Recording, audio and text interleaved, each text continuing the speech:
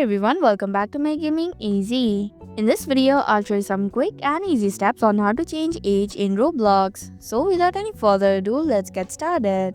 Roblox does not allow you to change the age manually for accounts under 13 for safety and privacy reasons.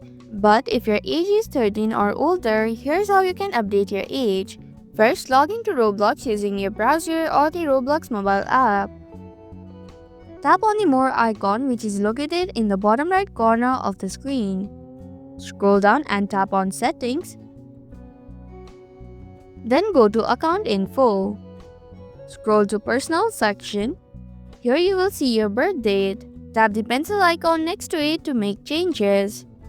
Enter your new birth date and tap Continue.